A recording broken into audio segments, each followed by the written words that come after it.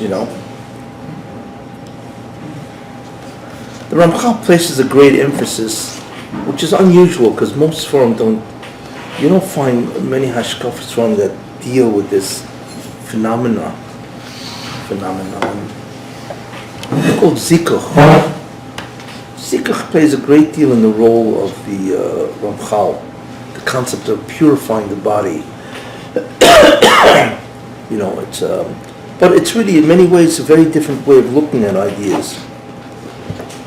That ultimately the whole concept of the Bria is really to Zikuch, is to take the physical universe and to transform it. That's really what the whole concept is. You know, people think, Olam Haba, we're going to ditch this world, right? And then just go into a new place called Olam Haba. But the truth is, what you see is that the physical universe, as opposed to, you know, throwing it out, is really, the tachlis is really to transform it.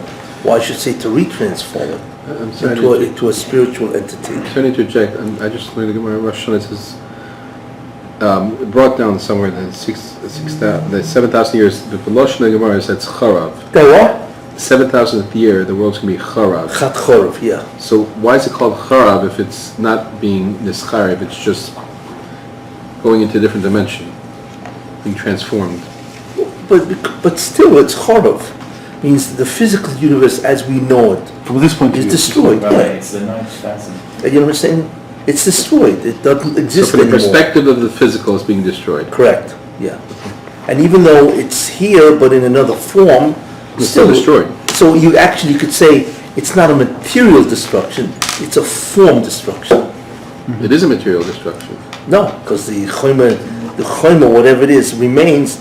Except the chomer is now ruchni instead of So gasri. you're saying this table will be a Ruchnistic table. Correct. So it's the form that's destroyed as opposed to the actual substance or material that's destroyed. You see what I'm saying? I understand. Yeah. So that's what Chad Charav is. But the Ramchal places great emphasis on that, and so on. That the way to get to the spiritual is only through the physical. That's the implication of all that, you know. Which is very different in many religions, where the entire thing is to avoid the physical. You take Christianity, the whole concept of a monastery, right, is to avoid the physical, to deny the physical. Celibacy. Whereas in Judaism, it's not like that. That's why all the mitzvahs need a physical structure.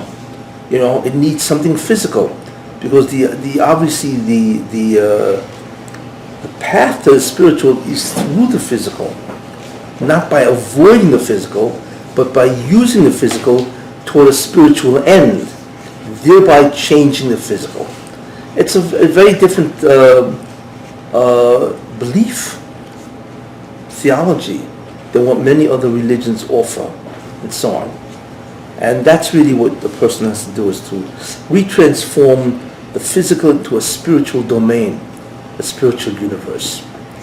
And that itself, so really what it means is that is what Olam Haba really ultimately is. We create Olam Haba. That's really what we do. And that's really what it's all about, and so on, you know. In fact, I said it in Pirkei Avos, it says, Kol Yisrael yesh lehem chelik le'olam haba.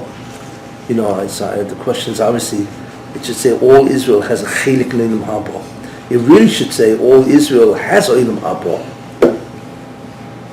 You know, what's this? They have a chelik le'olam haba. What that means is that you were given a piece of olam haba, right, to make into olam haba. It's like you have a field, you go in there and plow it. You have to plow it. You have to plow it, seed it, and all that kind of stuff. And then reap, you know. But we have the field to work on. That's what it means. So therefore, every Jew has a chelik, which means a piece of property, so to speak, in a different reality called Olam Haba. But it's only a chelik. You know, you need to take it and work it and make it into Olam Haba.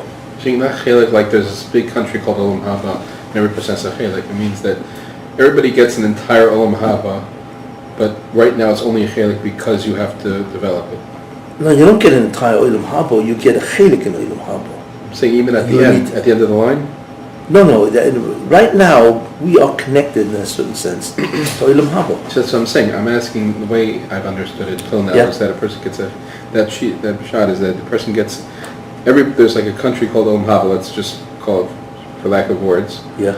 And you get every person has his own little plot, his own little chelik, and that chelik is built up to whatever Olam Haba he's supposed to get. But it's only that, like, let's say, palace and its surrounding. Yeah, it's only that little. But so basically, everybody builds up his own estate. Yes. So, but it seems that Rabbi is saying now that really everybody gets sort of like his own entire world. No. Well, I don't know what you call it. At the end, you get a section of Olam Haba. Even at the end of the line. Yeah. Okay. Well, what does it mean to get the whole Olam Haba? What does that mean? To be each individual world or whatever that means.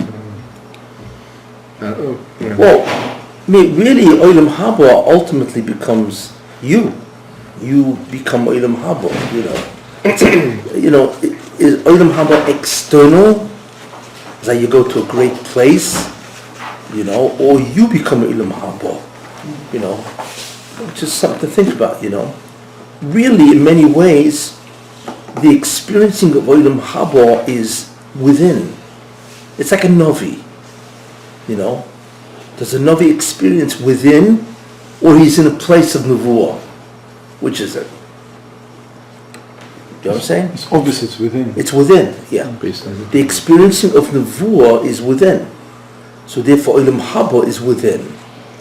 You know what I'm saying? And whatever that experience is, you will feel it, experience it, and in that experience is an infinite amount of pleasure. I once explained what goes on in Olam Haba, right? Remember what I once said?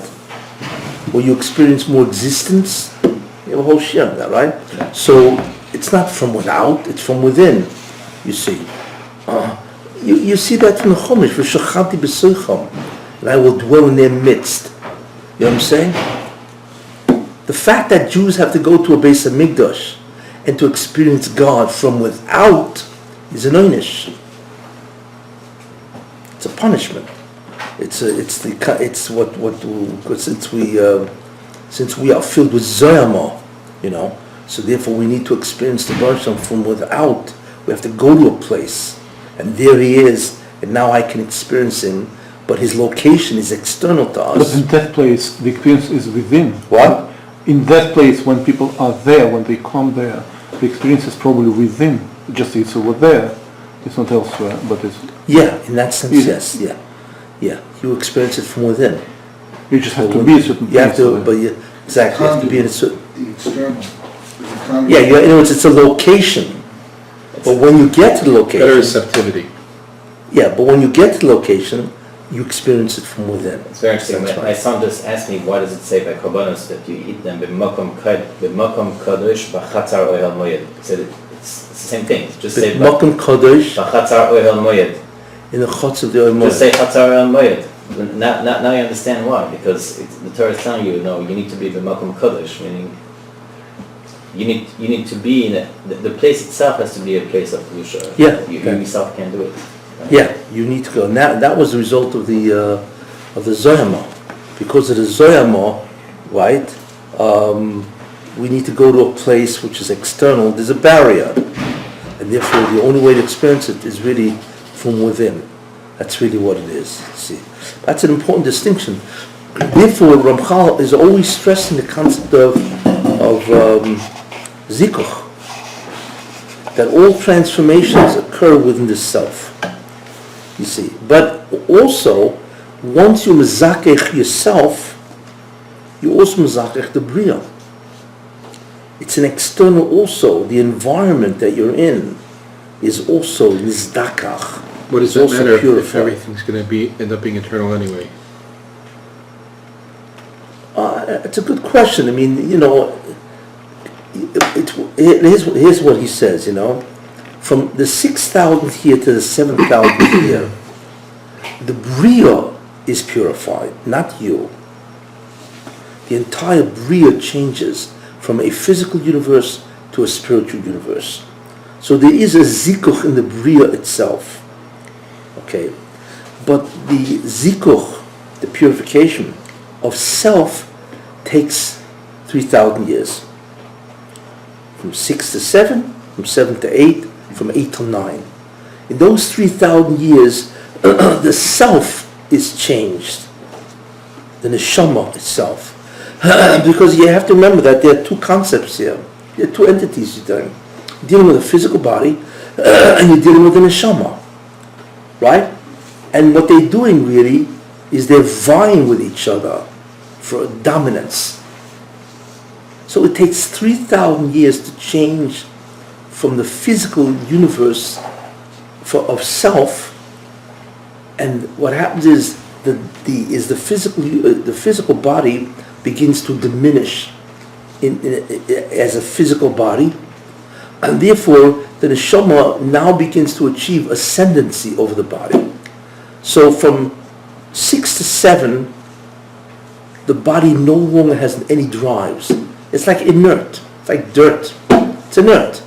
It doesn't in any way give you any type of urges. During Mashiach, you want Mashiach, you think there's urges? Yes.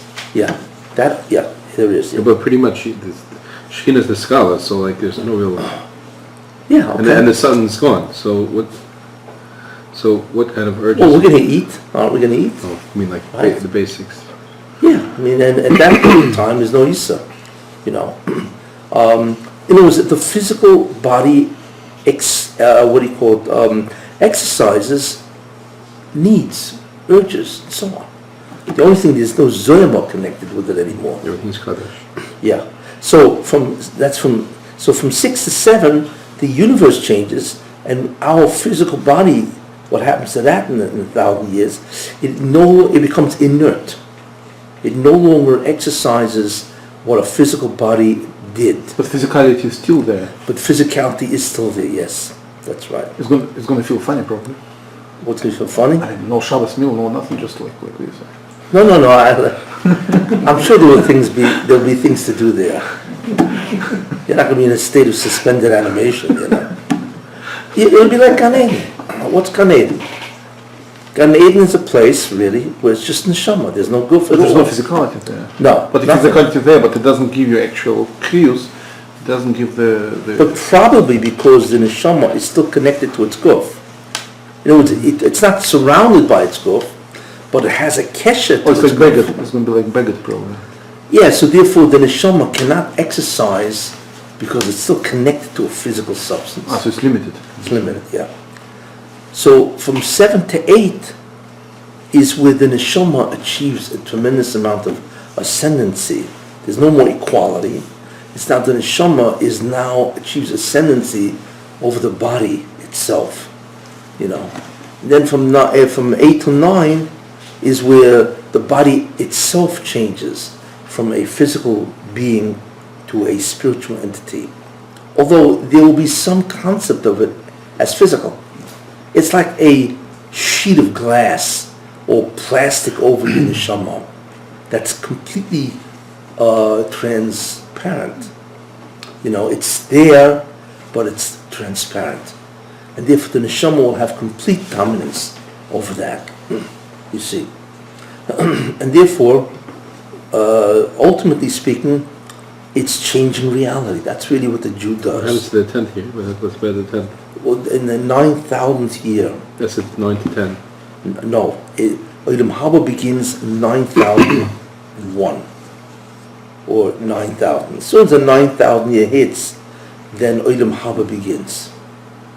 These all the changes that have to happen has happened. You say it would be Tuesday, so that's Monday, isn't it?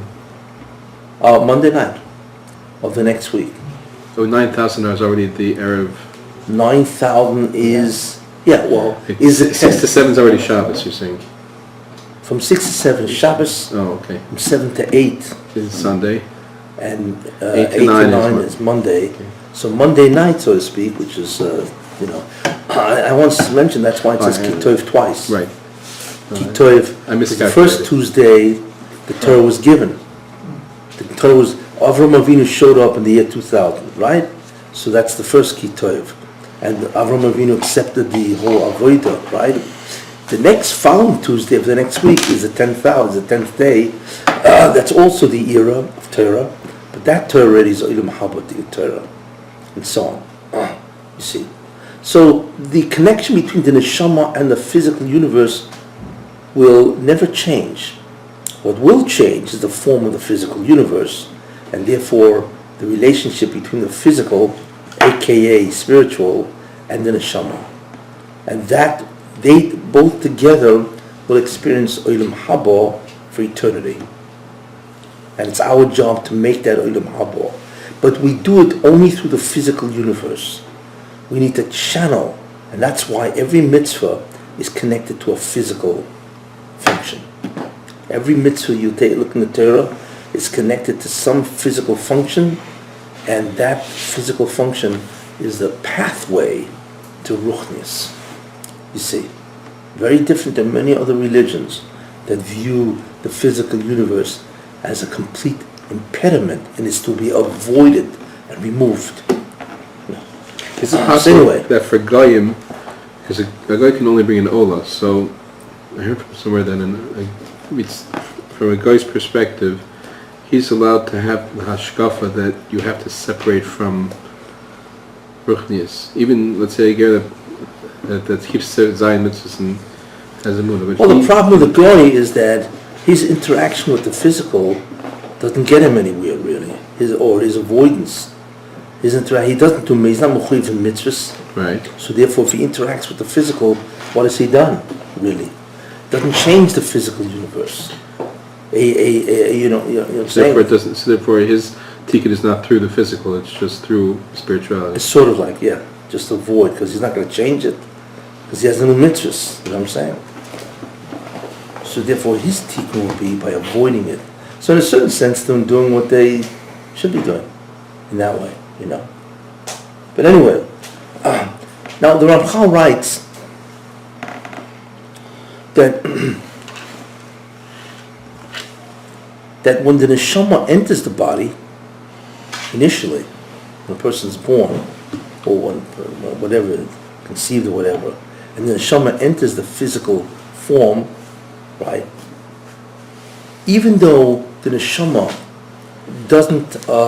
hasn't acquired its own perfection, the neshama itself apparently grows. It also acquires perfection. It's not just the guf. And the perfection of the guf is what's called the dissolution of the guf, or the change of the guf into ruchni. You know, the concept of the neshama improving, right? Well, how will it improve? By experiencing greater dvekus to the Rebbeinu Shalom. That's its improvement. It's not a matter of physical. It doesn't transform, but it will experience a much greater kesher or connection to the Rebbeinu Shalom itself. But what he says, interesting, is that the neshama is so powerful initially, even without growing in and of itself, you know, that as soon as it enters the guf, it has the power to mezakech the guf immediately. The neshama goes into a guf and has the ability, initially, to completely transform the physical body. Initially means for the Harishon. What? Initially means for the Harishon, not for us. Yeah. Had Adam Rishon not done the chet, he would have been able to transform his guf with that mitzvah. It was if he would have not eaten from the tree for that certain time period, right, until Shabbos, then immediately his guf would have experienced an incredible zikuch. No, actually, wait, no. Backtrack. As soon as Adam was inserted, the neshama of Adam was inserted into whatever guf he had, the neshama had the ability, right then and there, forget about mitzvahs, right then and there to mezakech the guf. Change it completely. Why didn't it? Oh, so why didn't it? So the answer to that, and that's what Ramchal said, he says, mitzad yikora be-zahara ha'atzmi, it was really zikuch lechoyme. Immediately, it should have given a zikuch to the choyme, to the physical body. What happened? In the extent of transformation from the physical to the spiritual, which the neshama initially could have done, would have taken out this body from the whole concept of humankind. Wouldn't be human anymore. That's how powerful the neshama is.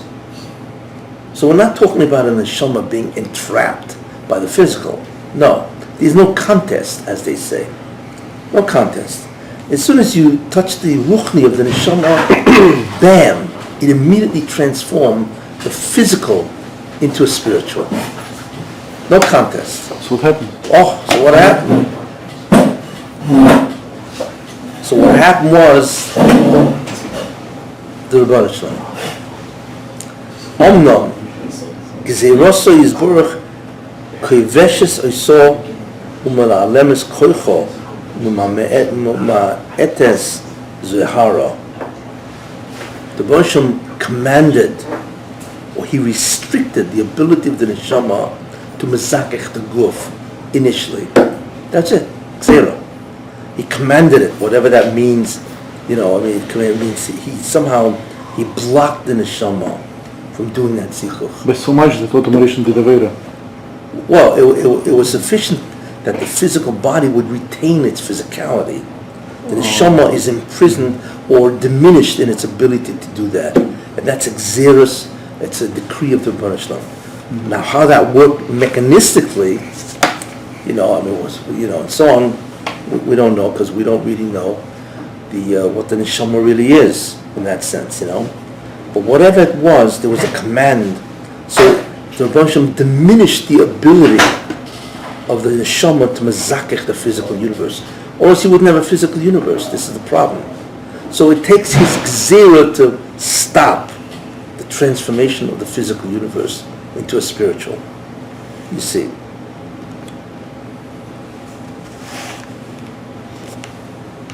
Aval teshav shama luto bi'atzmo. So the shama is now imprisoned in a dark dungeon. That's really what happens. If the neshama cannot purify the body, and instead it has now become surrounded by the physical, because the Rebbe has diminished its ability, it sits there in a dark cave, which is called the body, and it can't do anything. And of course, the amount of diminishment of power is exactly what the Rebbe wants. You see. By the way, that's also, as he's going to say, that is the remez of the moon, that the moon is diminished. You see, it's diminished in many ways. But one of the ways that the moon is diminished is what? Besides its size, the sun is a million miles across, and the moon is what? It's about a quarter of the earth. 2,000 miles across, whatever. But what it really diminishes is that the moon is not a source of light. It's not a luminary. It is illuminated by the sun, but it has ceased to become a luminary, which means it's no longer a source of light. Same idea with the neshama. In and of itself, it is no longer a source of energy or spiritual energy that can purify the body. The moon is a symbol of the diminishment of the neshama. You see,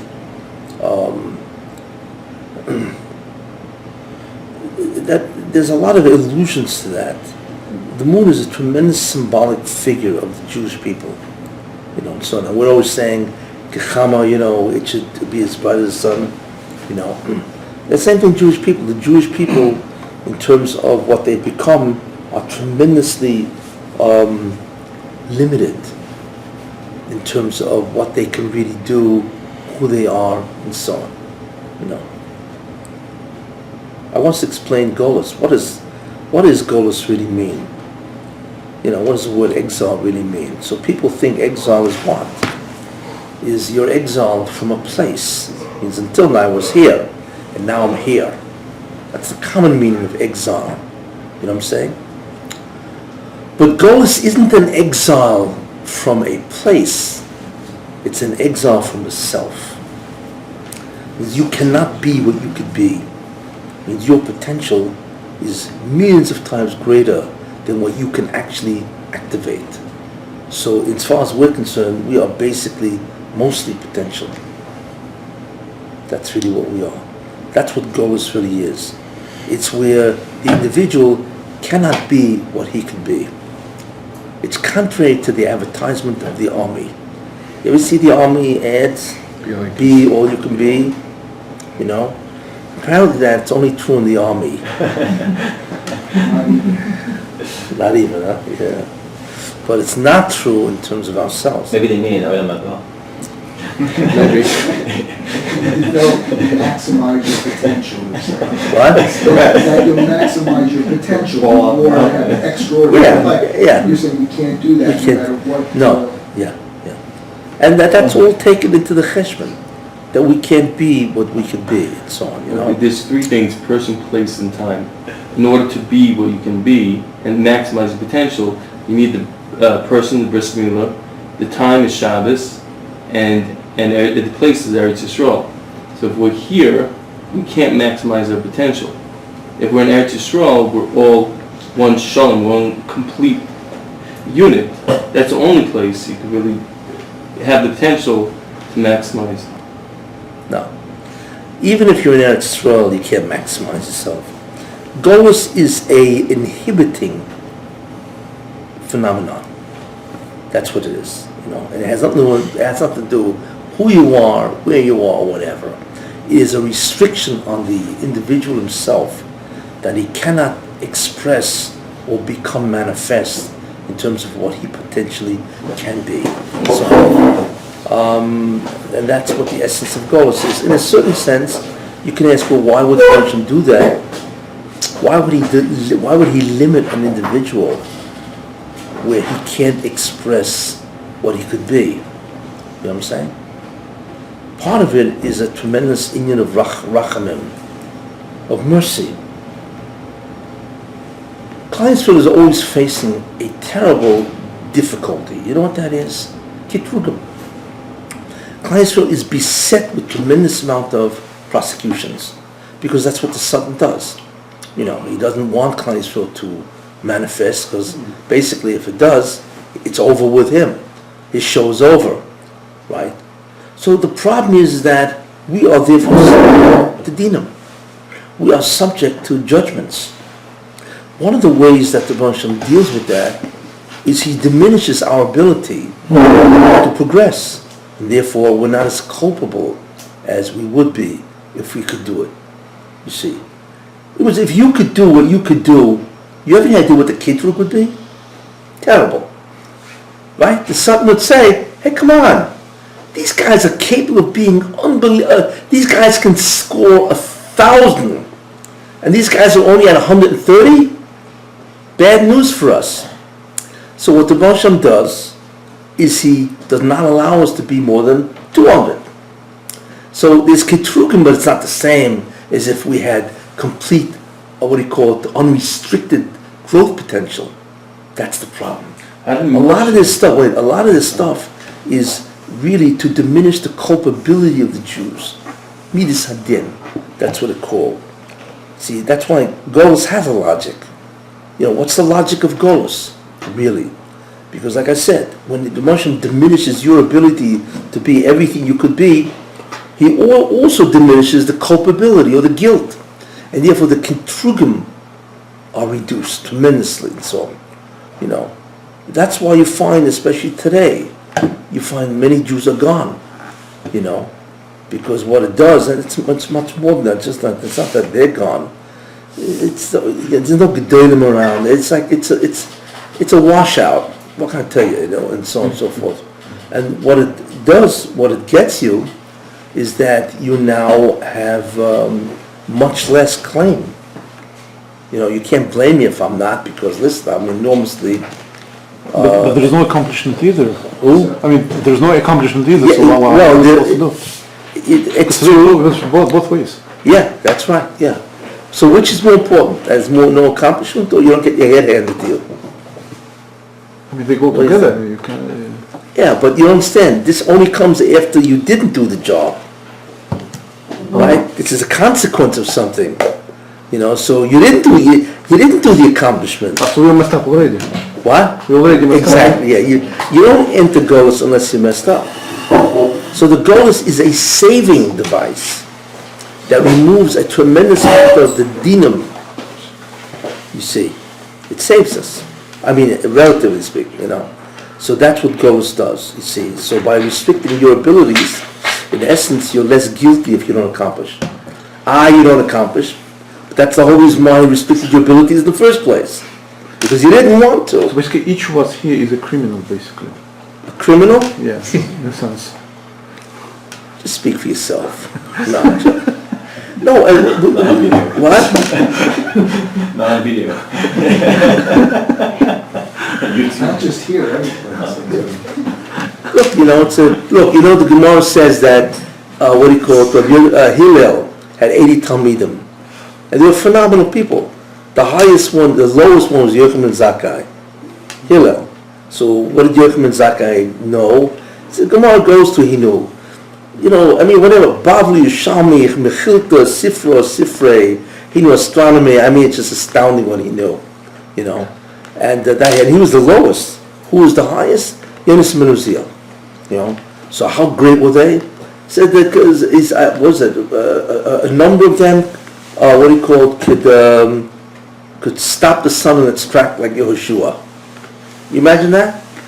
So why didn't they do it? And the answer is because the door wasn't Roy. When the door wasn't Roy, because the door needed the Hatzol of Golus. So they potentially could have done it, but they couldn't do it. Why? Because if the generation wasn't ready, which means that if the Gzir of Golus surrounded the whole door, you cannot break out of it. You cannot rise. You can rise above, a lot of things, but you cannot rise above the imposed Golus of the generation. That's why there's a lot of guys out there, if you think about it, that could be much greater than they are. And what happens is no matter what they do, they just don't make it. You ever notice this? You ever notice the futility, as they say, of trying to be something greater than you are? And it's like, it's like climbing a mountain, and you go up like 100 feet, and then all of a sudden something happens, shake, and you slide right back down. But you don't slide down 100 feet, you slide down 99.9 feet. So they gave you, 1/10 of a foot. So you're looking around and say, this is incredible.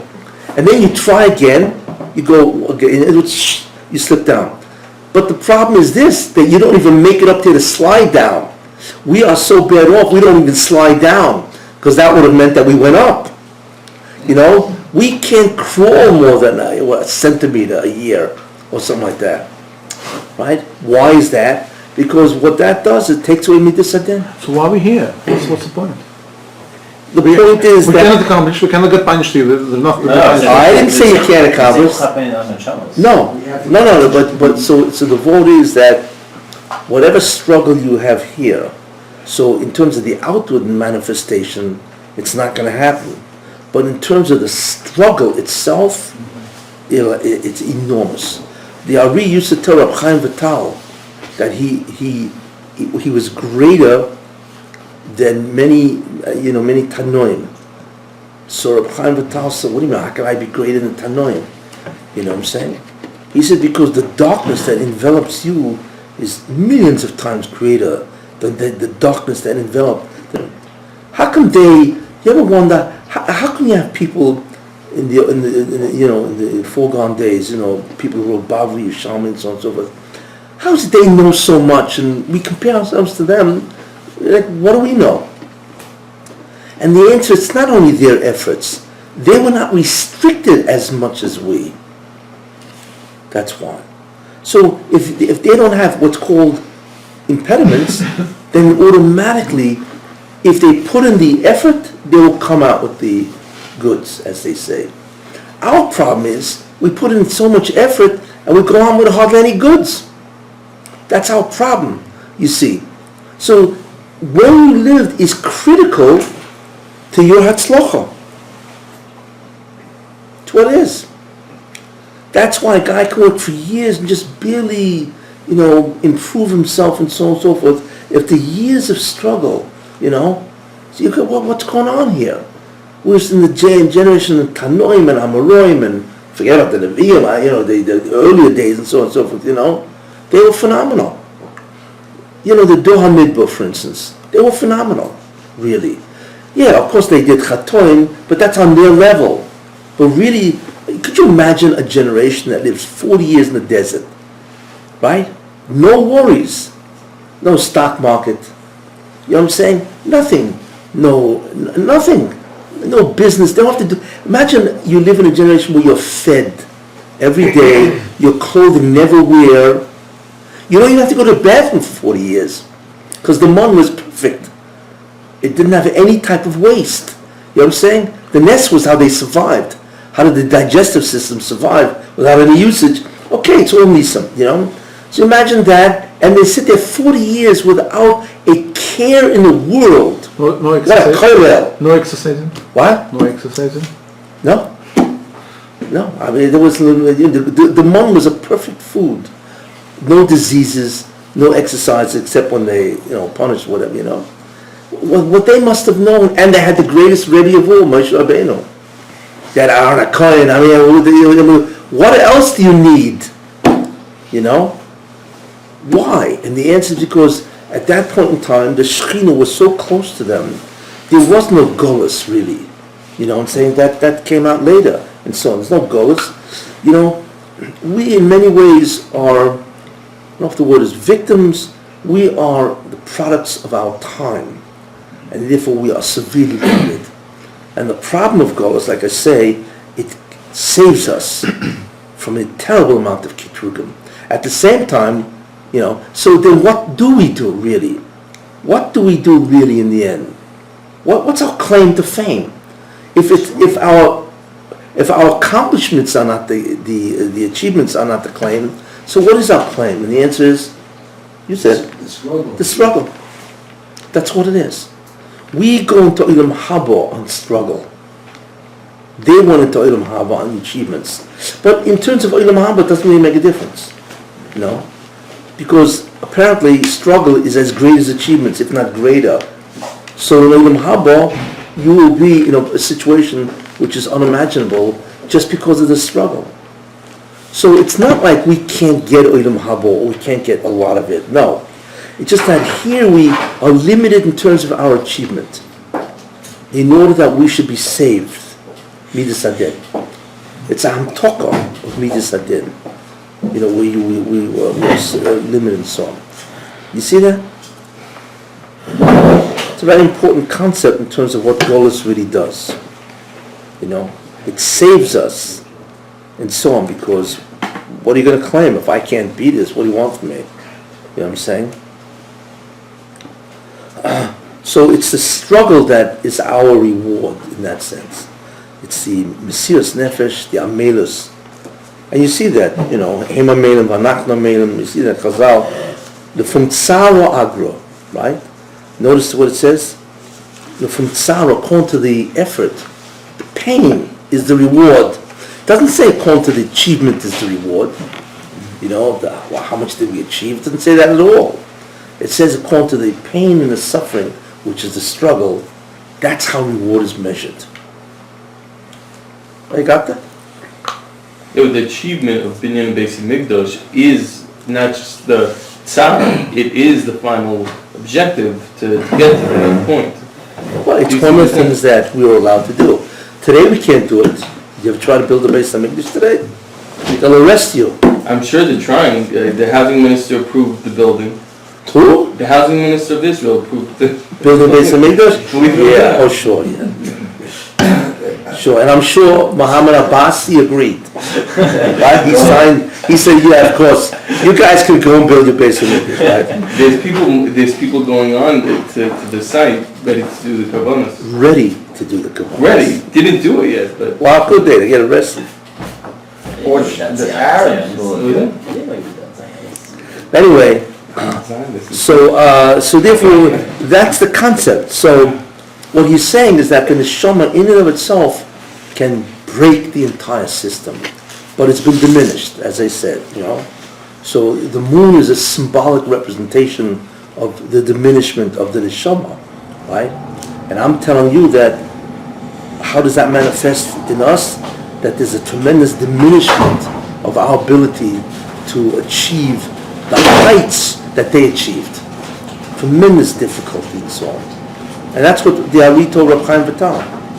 And in fact today, just to give you some idea of some chizuk, the Rizhin Rebbe, there was a very great Hasidic Rebbe, Rizhin, if you heard of it, and so on, So he once said that today, which is, it's a very interesting chizuk, he said that He's today... already a couple hundred years ago. Yes, it's 20 years ago. 20? 200 years ago. 200 years ago. Yeah. He said that if you want to know how great is the Nisayan today, because that's really what it depends on, how great is the test situation today, how severe is the test today. So you know what he said? He said that the test today is as severe or as difficult as the Akedas Yitzchak. You have any idea what that is? I mean, we're still asking the Rebbe Hashem for merits based on an event that took place 4,000 years ago, right? So you can imagine how loaded with merits that was. So what he said is that the test today is as great as the Akedas Yitzchak. Isn't that astounding? Because the difficulty without the lack of achievement is terrible, It's So therefore, what, a person is supposed to overcome the Nisayon to achieve that? And therefore the struggle itself is as great as the Akedas Yitzchak. So is a person supposed to succeed, or is he supposed to struggle even though he doesn't succeed? He's supposed to struggle even if he doesn't succeed. You know what the greatest... Even if he fails? Yeah. Do you know what the greatest impediment to achieving anything is? The lack of success. That's what it is. If you struggle and you achieve, great. But if you struggle, no. Right? Why would anybody want to continue? You see. So for a person to struggle, even though he's not really achieving, or he is achieving in very minute measures, that's an incredible struggle. And therefore the lack of real success is a tremendous, as they say, downer, impediment to wanting to engage in this in the first place. So therefore we struggle enormously. What is our struggle? I mean, I live in Lakewood today, finding a minyan, eating kosher, Shmer Shabbos. All this is not a struggle. It doesn't exist. Shalom based.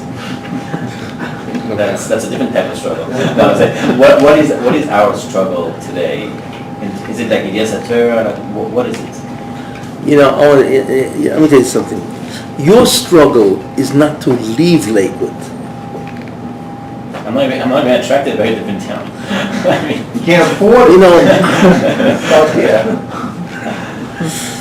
The idea is that a person has to take action in order to survive.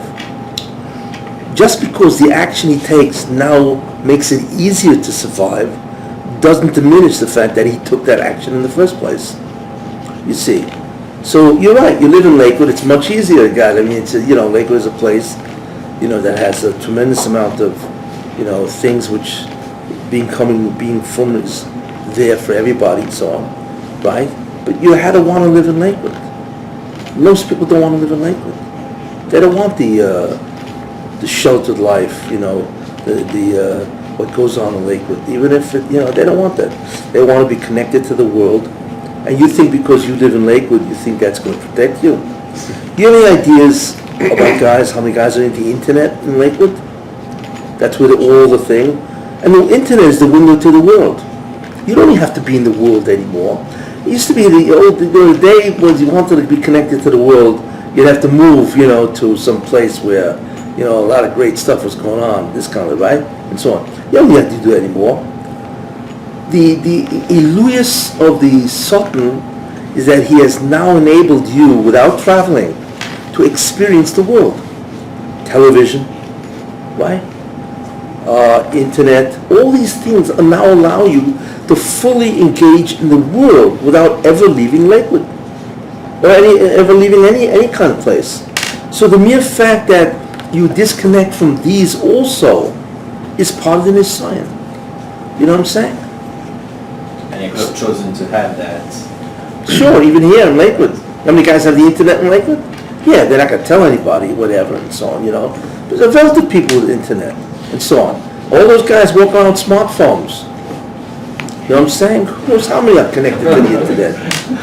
What? Some of them 24/7. No, Most some people have, have- some of them. No, not most. Most people have Most tag. people have what? Have what? Most people have filters. The filters, but even the filters pull the struggle. Filters aren't You know, perfect. even radio. You have to be, like, Joel, really, really the vigilant. Ramchal, which didn't have to listen to advertisements. What, the only or way to do even is to- so-called what? talk radio Sure. about this, to read the marriage and things. And Rabbi Miller said, even if you're above it, you know things are wrong, you see a magazine and you're not affected because you're strong, you know, Newsweek. Once you're exposed to it, it's in you to some degree. Yeah. Once it enters the senses, Yeah. even if you're immune to being affected by it, it creates a struggle. Sure, and not only that, look, how many magazines, Jewish magazines, you know, they connect you with the world. Yeah, they try to filter it by presenting the Jewish viewpoint, but in the end, you're reading about the entire world. You think, you know, and so on. So it's almost impossible to be disconnected from the world. So it's still a struggle, you know. I want to tell you something also. Don't kid yourself. Jews are very smart people. You know how they're smart? I mean, they're smart in many ways. They're smart in this way. Here's what's smart. You pick up, you know, the weeklies that present themselves in Lakewood. Do you ever read any of those advertisements? You ever read the dresses? You know, you look at you know, it's all the top. You know, shop at this place because it's the latest fashion. You know, what the Jews have done is they've shifted the grubby Yetzer Hara with the sophisticated Yetzer Hara. You know, the grubby Yetzer Hara is, you know, go out, go to nightclubs, you know, whatever, trade for, you know, you know, you gotta go to the beach. That's the grubby Yetzer Hara, you know. So what Jews have done, I can't do that, you know. So here's what I will do. I'll go into the nice Yetzer Hara, you know, the most sophisticated, cultured Yetzer Hara, right? You know, shop with the best wigs and the best, you know, for the women, you know, the whatever, the dress and so on. When you go, you know, let your kid walk around with your beautiful clothing, child clothing, and just look at the ads. That's also Yetzer Hara, except it's now, doesn't look like Yetzer Hara because, you know, it's not a grubby Yetzer Hara, it's a refined Yetzer Hara. You see what I'm saying? Don't kid yourself, you know. But it's just the whole Yedias HaTorah concept. What? The whole Yedias HaTorah concept. I mean, our Yedias HaTorah, I'm trying to speak for myself, is like extremely limited. So that could also be part of the struggle. Of course it is. Right. Let me tell you what the Derech Hashem has done. You really understand it, you know. Here's what the Derech Hashem has done. I mean, again, because of the Golus and so on and so forth. In order to make sure that Midas Hadin doesn't survive, right? 93% of Jews are gone. So there's no Midas Hadin with these guys. They're all Tinich and Ishba. You know what I'm saying? It's stam gone, right? So what are we going to tell that they should have been, you know, Moshe Feinstein? I mean, it's absurd. They avoid the still counted, or What? they avoid the still counted? They do something No. without being aware. They're basically, it's out. It's over with. No, the real Bechira only lies in Bnei Torah today.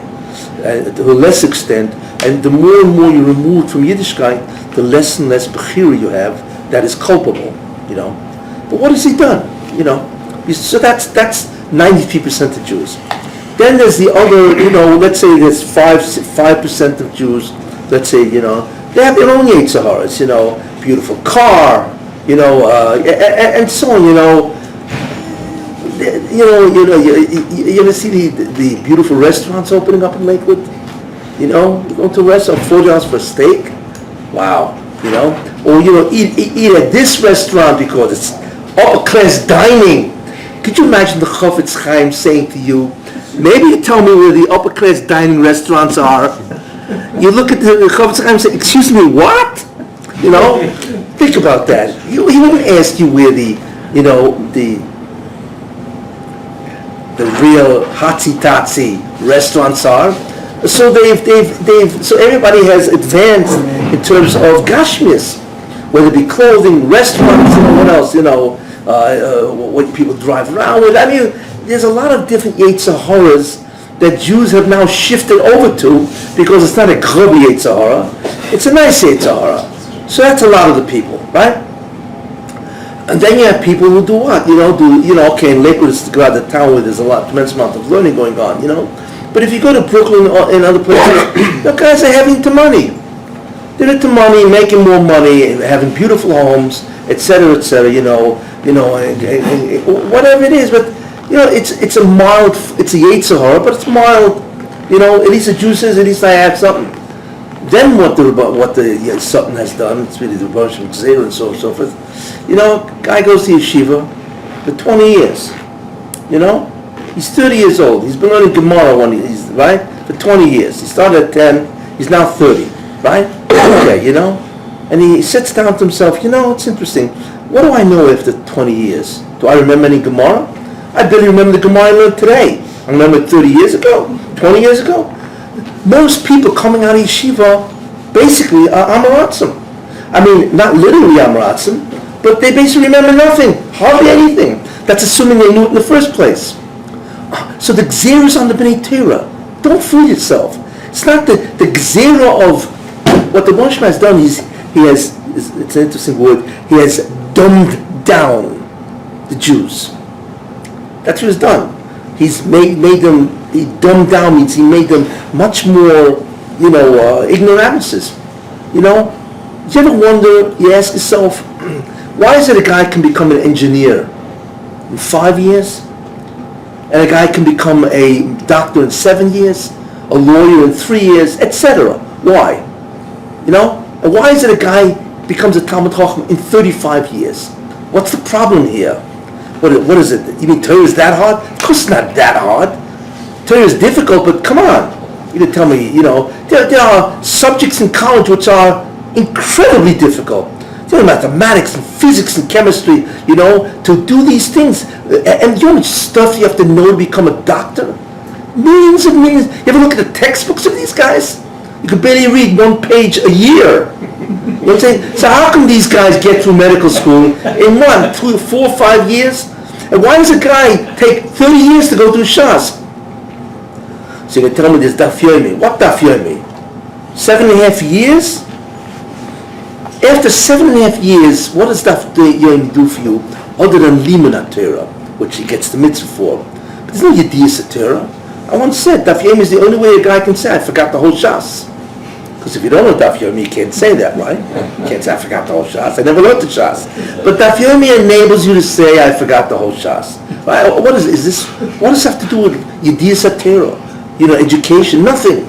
But it is an incredible idea in terms of Limudat Torah, because it's a mitzvah to learn Torah. But to know Torah? No. So what has the Rashba done? What he's really done is he's dumbed down the yeshivas, where they come out knowing and remembering hardly anything, and so on. And this after 20 years. What do you call that? You don't think that's a Golus? Of course it's a Golus. It's part of the Golus. It's part of the terrible, thing that we are subjected to. The inability to succeed at great levels. There's certain people can't even get into yeshiva. Many people don't even want to go to yeshiva, and they'd much be rather doing something else. And if you want Then the guys in yeshiva, what are they doing there? Their coffee break is much longer than the second Seder. You know what I'm saying? And then the guys in yeshiva who learn, they don't remember anything. You can't believe what goes on. This is all the Gzir of Golus. People fool themselves. Sure, there's a lot of learning going on. How much knowing is there going on? Yet in the end, that's what you have to know. Really, you have to know Torah. Happy is he, right, who comes here, Rav Ashi said, and he has mastered the oral law. He's mastered the Torah. How many guys you think have mastered the Torah after 20 years? Very few. So therefore the Gzera of Golus is true altogether of all Jews, except it looks worse for the guys who are fry. But the truth is, the Gzera is on Bnei Torah. It's on yeshivas. It's on everybody. That's the problem, the chol, And the reason for that, like I say, in many ways, is the Baruch Shem is making sure that most of Klal Yisrael is Amaratzim. Why is it? You ever wonder about this, which is another interesting concept? Why is it, for instance, why is it a guy can be a top neurosurgeon and he's only 45? Right? 45 years old, he's a top neurosurgeon. Or he's tops in his field at 40, 45, Sunni by 50. Why is it when you look for all the Gedolim, they're usually between 90 and 100? Do you ever wonder that? You know, it's almost like, think about that. Why is it all the Gedolei Hador, the Gedolim, why do they all have to be over 70, or 80, or 90? Some guys have to be over 100. What kind of business is that? You ever wonder, why is it a guy can be the tops in his field and he's only 45 or 50? And why is a guy can be only tops in his field if he ever gets there, if he's got to be at least 90 years old? You ever wonder about that? Why can't you have Gedolim at 50? And I'm not talking about 4 people, right? There are tens of thousands of doctors that are incredibly competent. You know what I'm saying? They know what they're doing.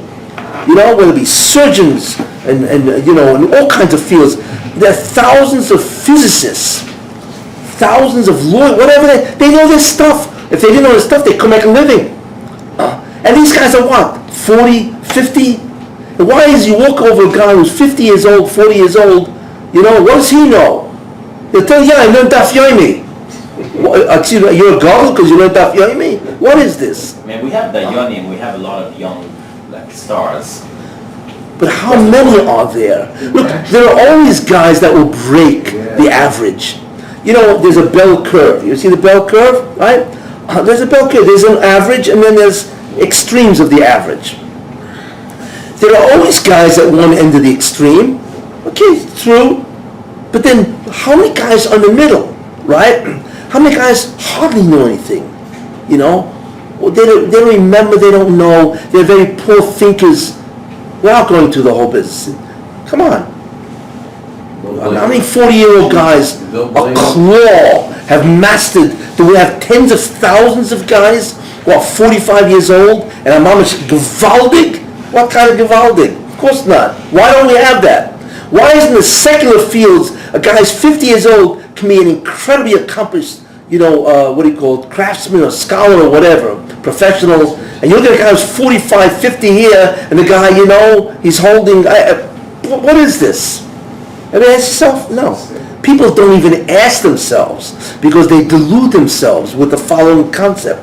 Torah takes 40, 50 years? Of course it doesn't. Nothing takes 50 years. Torah is a chokhmah, like the Ramchal says later on. But it has incredible hashpor. Means if you learn Torah, it brings down unbelievable shefa from the spheres. That's true. But mitzad the chokhmah itself, it's like any chokhmah. Don't fool yourself, you know. It has the same, why would the Ramchal and so many Gedolim have written books on logic of Torah? If Torah doesn't apply to logic, of course it does. You know, if you learn logic, right, if you understand how to think, and if you put in the time, you know your stuff. So why is it people don't know that stuff? Why? Just know, those questions that you ask, they raise serious concerns about what's happening in Klal Yisrael. Very few people ever reach the status of a baki, tremendous mastery of the Torah. Very few people. Yeah, there are people that can do it, but why do they have to be 89 or 90? And even the people, like I said, who are 45, how many are there really? 30? 100? 200? There's 100,000 Jews learning Daf Yomi. Whatever happened to them? Don't kid yourself. The Golus is on everybody. It's on the Ashkenazim, on the Sfardim, on the Hasidim, on the Litvisher, on Lakewood, on Monsey. It's everywhere, including Eretz Yisrael. That's the tragedy, you know. Don't fool yourself, you know. We have not escaped the Golus, you know. And in many ways, while I'm going to go into that, it's a lot of the Golus is man-made. We ourselves keep ourselves in Golus. We contribute to our own Golus and so on. But anyway, that's the problem. So that's the concept in terms of what Golus is, and the fact that all of this needs a tremendous zikuch. How do we contribute? What do we do? How do we what? How do we contribute? What do we do? Oh wow, does that open up Pandora's box? No, don't start. There are many. They were too depressed already. No, just in a No, so I nutshell. try to remove that depression by telling you it's the struggle that's what gets us. It's not the achievement or the accomplishment, because that's not really happening. But in a nutshell, how do you compile the goals? I mean, what do we do? How what? In a nutshell, what do we do? How do we compile? Just I believe there are many things that we as a people could do that could solve an enormous amount of problems. However, they are not being done. Not going into why. They're not no, being they're done. happening not because of Gezeira goals, because No, the gzera is that we delude ourselves. right. But the things happen not because of Gezeira. We compound it beyond what Gezeira is about. Well, that the gzera is the gzera is who is in charge of the system. That's the gzera. You know, there are guys who are. A lot of our problem is that a lot of the. I don't want to use that word. A lot of people who decide policy are mediocre. Mediocre. When mediocrity leads, everything else goes downhill. I'm not even talking about incompetence. Everything certainly goes downhill. But when mediocrity leads, and there's a lot of mediocrity out there, we lose. Everything goes downhill. Because mediocre people don't know what they're doing. You need real leaders, brilliant people, thinkers, and so on, who really are really expert in these ideas. They have to lead, and we don't have that. But it's about Gezeira. So the gzera is that these people are matzliach, and the guys who pull everybody out of yank them out of the Golus are not matzliach. It's all part of gzeras. The Hashem decides who's successful or not. And part of the gzera is the people who are successful are mediocre. They're the ones who set policy. But what do we do contribute to Golus, which is not part of Gezeira? I mean, I assume that we contribute, but not, we could avoid it, really. The way we contribute is that we believe those mediocre people, even if the logic is against that. People are afraid to be original. They are afraid to stand up for what is really, even to them, is truthful. People fool themselves. A part of our problem is most of Klal Yisrael is followers. There are very few leaders. There are very few leaders in Klal Yisrael. Most people follow the herd. People have a herd mentality. And as a result of that, even if they see that they're being led the wrong way, they don't do anything. They won't oppose these so-called mediocre people. They won't. For whatever reason. Because they don't want to be ostracized and isolated and all that kind of stuff. Klal Yisrael is a herd mentality. That's what Yehudi is to be ostracized. You're on the other side. Yeah. So you're But supposed to be that way. But Klal Yisrael has a herd mentality. We're sheep. We follow. What does it say in Ha'azinu? In the end of time, your leaders will be blind. The sheep will follow blind leaders. And they won't have enough courage, or individuality, or whatever, to break away and say this is the wrong way, and we are dying because of it. Part of the problem. Most people are followers. Very few leaders. And as a result of that, they all go into the direction, and nothing becomes of them. That's the real problem of mankind. Most people are followers. Very few people are leaders. And as a result of that, if something becomes in vogue because of some mediocre or incompetent guy, everybody's going to follow him, even though, they see maybe he's wrong. Most people don't even see it's wrong. But on the other They hand, don't. Has anybody here asked the questions that I've asked? I ask simple questions. Why is it the average 45 years old guy doesn't know anything? Why is it, in order to become an Adam Gold, you have to be 98? Why? Why is it a guy can become a professional, and I mean a real professional, or else how can you make a living? How come he can do it in 6, 7, 8 years, and we can't do it in 40? What's the problem here? Anybody ever asked that question? Yes. but there's a mile That is the refutation of what is going on. There's a mile to be a follower. Klal Yisrael is following because then you follow. Of when course. you put leaders, you follow them. But not if it's the wrong decision. But that's a big. It takes a lot to decide. What if you have Moshe Rabbeinu and then everybody can decide we're going to be somebody else? No, How to no, decide. I'm not talking about people of that caliber. But all I'm saying is very simple. Of course you follow, right? But what happens? Fine. But what happens if you see that there's something wrong, right? You see there's something wrong. Yeah, most people are Maratzim today. Then what do? Then there's something wrong, right? There's something wrong there. You know, it's not a. Of course, if everything is going great, fine, you're right. Of course you follow it, no shy of that.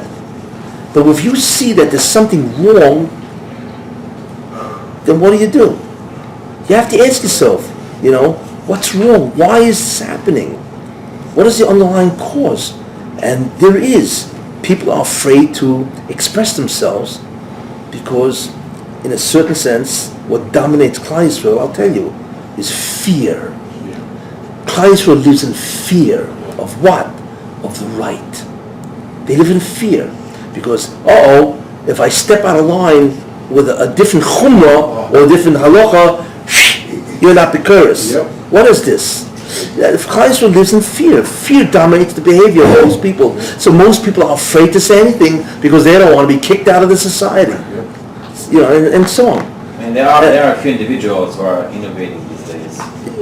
Yeah, Yeah, but few. if you're innovating, I'm not talking about the few. I'm talking about millions of people. Yeah. You see what I'm saying? if you're unique, they call you a colorful person. But You know what? They call you people who are unique. They're colorful. Colorful? Yeah, that's a word. Yeah. Colorful. You're not But- really sure, so. I would know that. But Yosef had the Kessin Tassim, and he's one who brought us. Colorful. Right. Yeah, the colorful shirts. Anyway,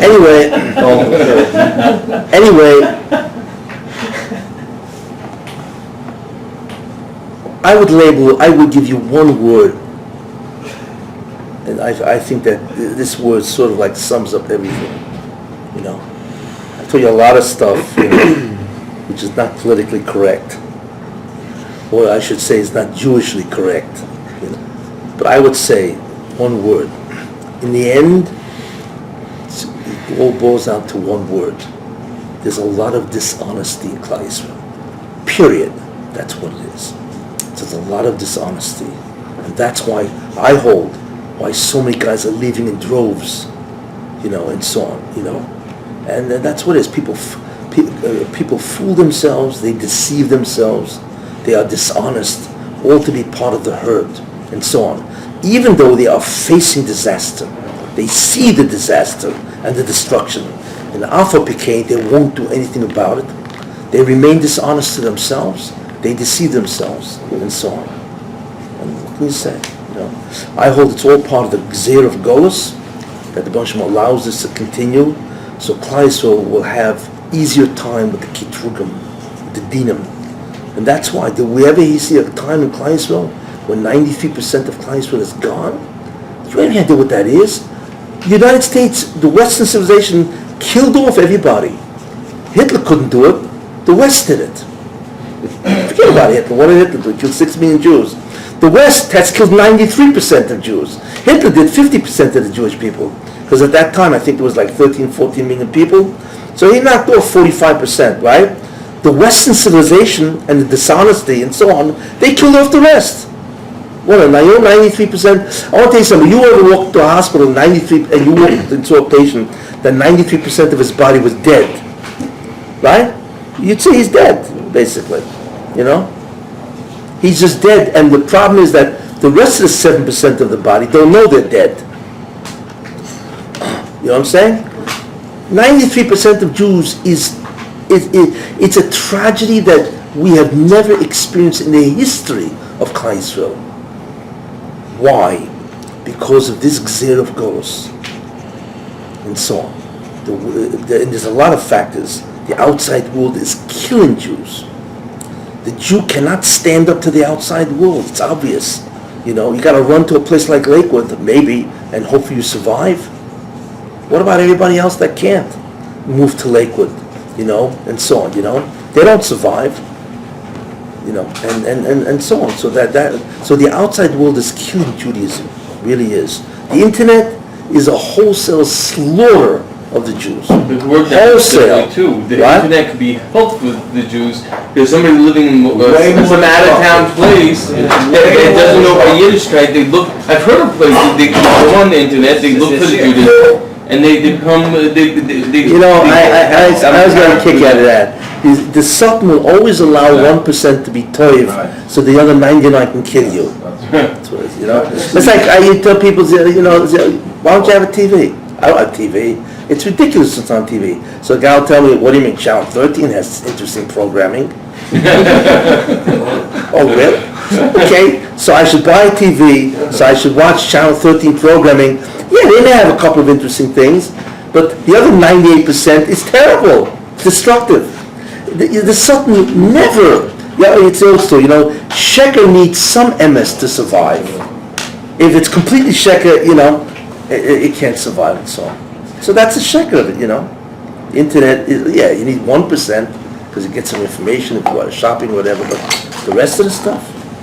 So, anyway. Not just Anyway, that's states, but this is basically all the gzir of Golus, and that's what's killing Klal Yisrael. That gzir, and there are many other factors that are destroying Klal Yisrael ultimately. Or, even if Klal Yisrael survives, which of course it will, Klal Yisrael is being dumbed down. That's what's happening. Whether it be Friar or Fruma, it doesn't make a difference. Even the B'nai Torah being dumbed down, because there's no achievement really. Yeah, you know, nobody remembers anything. And there are many reasons for that. It's unfortunate. We just have to hope that the Golus will end someday. That the Baruch is going to say, Atkan, enough.